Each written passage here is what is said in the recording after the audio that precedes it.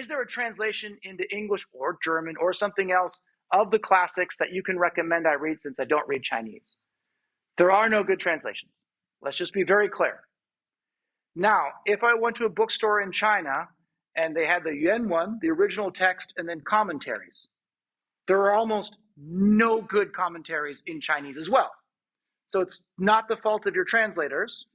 It's the fault of your translators thinking they should be translating this when they shouldn't.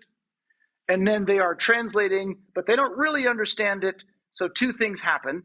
They are reading the commentaries of the books that are bad commentaries.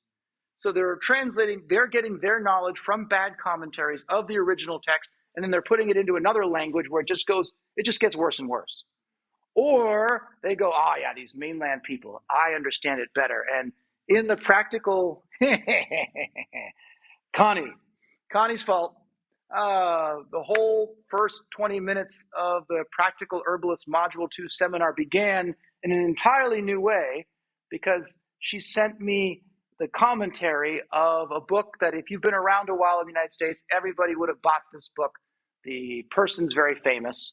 We're not naming any names. It's a translation of the Piwei Lun, the Treatise of Spleen and Stomach, right? And it goes on about how, and in the, Li Dongyuan talks about flavor nature, how important it is, okay? And then his commentary is, you can see the esoteric thinking, blah, blah, blah. This is actually useless, but it shows their doubt, whatever. Some nonsense that flavor nature is like not the way to go and that it's there, right? Yeah, I mean, but if before you'd met Julianne and us and we talk about flavor nature, you'd be like, what the heck's that? So, no, yeah, okay. Some of you might, right? And then, the next part was something, and then what did he say? Something like, from my experience, we can see this as a mistranslation or a something. Like, just came out and said the classics wrong. Like, some white American dude in the United States is like, according to my experience, like, wow. So there's a lot of bad translations. So given that, what do? Don't read any of them. Sure, that's fine too. But you're going to want to read them. So the way to read a bad translation is you buy 3 of the same book. And you read all 3 together, page by page. And you will swear you're reading 2 different books out of the 3. 三人行，必有我师. Confucius was like 3 people walking down the road. One of them certainly has something to teach me. And he goes on to say, the good things you see, recognize and follow them. The bad things you see, change them in your own habits.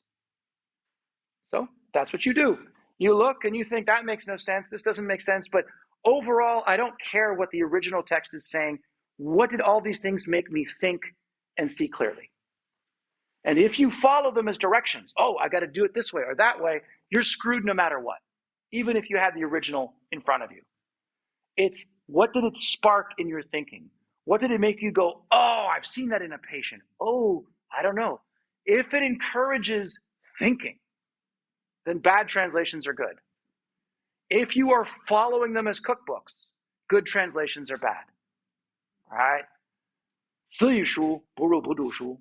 Right? If you're going to die according to what a book says, that means following it without any thinking, better to have never read a book in your life. But should you decide to read the classics, just get 3 and turn them page by page. Try and figure out, be like, how come it's completely different? And then just say, wait a minute.